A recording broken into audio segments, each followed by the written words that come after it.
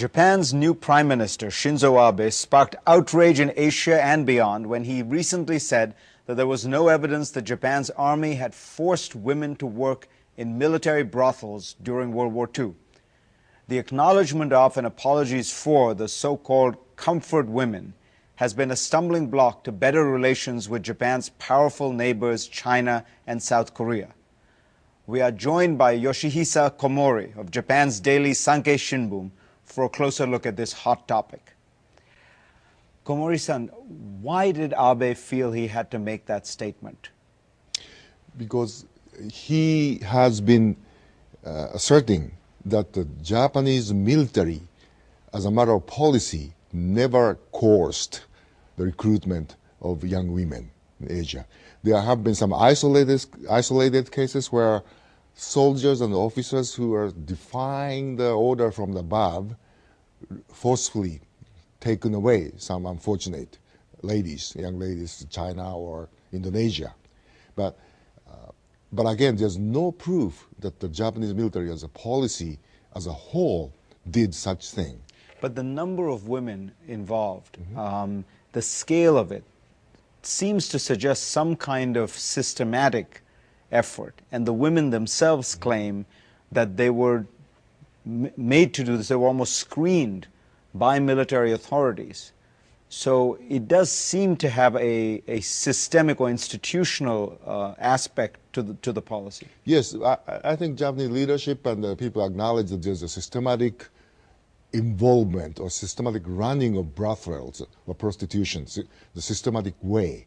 But again, it's based on a voluntary basis. And there were people... I mean voluntary by the military officers, not by the women. No, by women. There were. But you may be surprised to hear this, but there are lots of newspaper ads and some other commercial advertisement for recruitment for those women. But remind you, though, sadly, the prostitution per se was legal in those days, not just in Japan. And there's between women and the Japanese military, there's a huge sort of business people who were running these brothels for the military, maybe at the request of military. So, yes, military was involved, but military never, as a policy, were coercing those women, and that's the sort of complexity of the issue. But there are certainly women who claim to have been coerced. There are a few cases coerced by those merchants of prostitution, and sometimes some whole family was in debt. Instead, their parents decided to pretty much sell. It's a human trafficking of a very saddest form. Those soldiers daughters to prostitution houses in exchange for some money. So in that case, on an individual basis, on the part of women, yes, there's a coercion. But the military was paying for it just to get at this institutional nature of the sex trade. As I understand it, the soldiers were not paying for the prostitutes. No, the military, as an institution, was contracting with the intermediaries, buying the services of these women, and providing them to its soldiers. No, but each soldier was paying. That's individual. That's a whole record. And many of the women, again, I don't want to sound like endorsing those sad, obviously wrong act, but the fact remains, on one hand, that some of the women are making a lot of money. Those are on the record. They are remitting their money home and then to their parents, and some of them are making much more money than the Japanese prime minister. So you're saying that the military, in its official capacity, never paid for these services? No, they probably paid for the people who are running the prostitution houses. And the setup. I mean, the sex itself, it's not. But there was a setup. There were houses in which, on military camps, there were places where this was being done. The military must have been housing these people. Yes, that's right. They created the infrastructure. They created the infrastructure. And for that, the Japanese government and successive prime ministers acknowledged the wrongdoing of the past and apologized. Why is it that apology, if it was made, seems to be one that has not been accepted or taken as a real apology in either South Korea or China? So there's a certain element outside Japan that would never seem too willing to accept the Japanese apology. Succession, I mean, all the Japanese prime ministers in the past 14 years, 15 years, individually or collectively apologized. But that's not enough. And so now they say that we have to pass a diet resolution for apology and all that. The hurdle has been raised. But remind you, this is a part of the war effort. And the whole war effort conducted by Japan was punished to death. We paid a price. All those war criminals had been tried and executed. The entire nation of Japan subjected itself to the winners of the victors of the World War II, resulting in a lot of execution and reparation, and the San Francisco Peace Treaty, and all that. So what more can we do? That's our feeling. That's the nitpicking.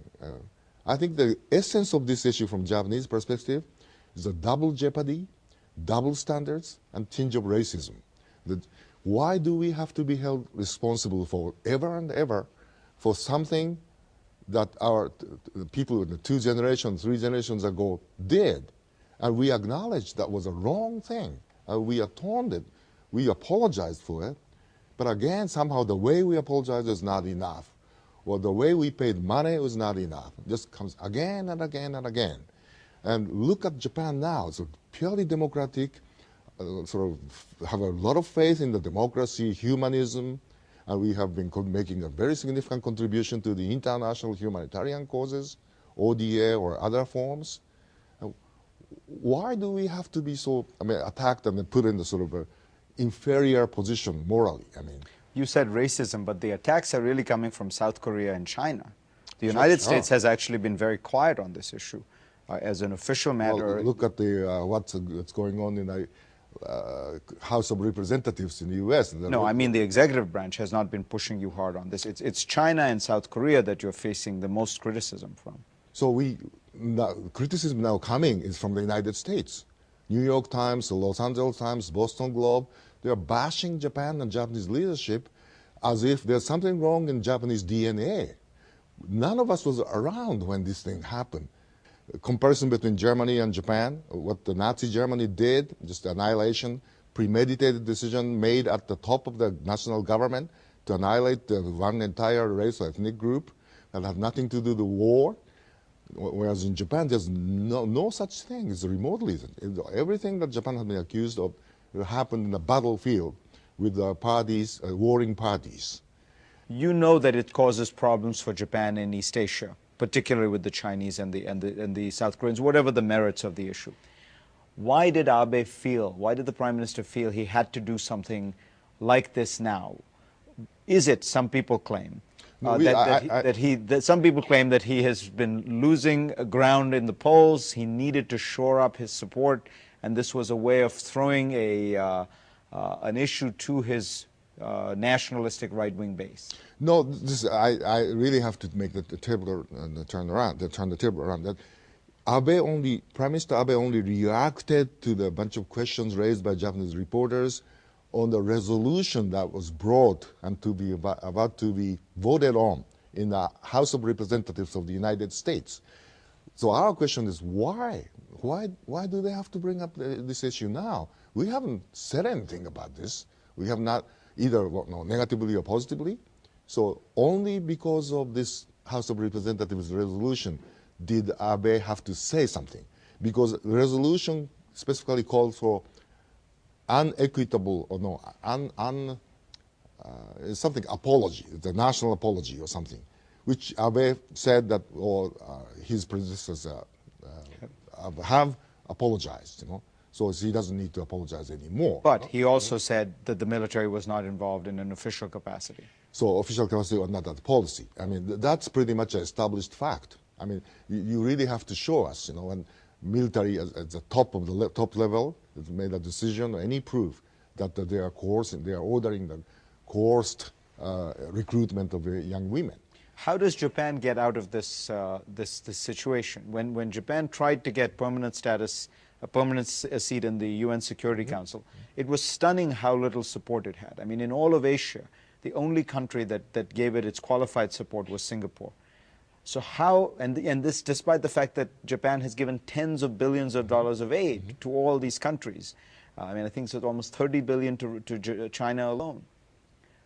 How does Japan get out of this trap where its image seems tied to what happened during World War II and its reaction and its handling of that past?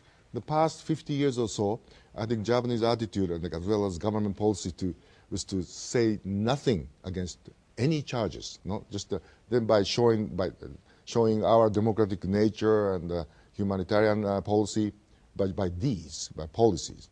But certainly that didn't work. So I think what you may be seeing from now is the Japanese leadership or Japanese people are speaking out.